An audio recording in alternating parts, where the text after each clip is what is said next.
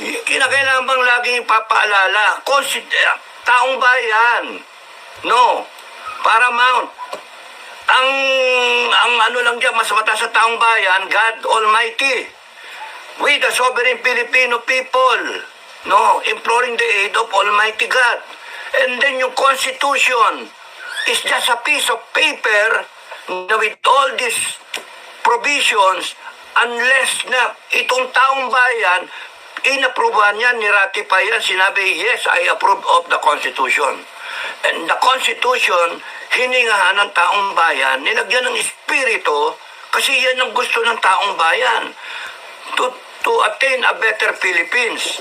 We, the sovereign Filipino people, in order to establish do ordain, promulgate this Constitution. And here you are, President down the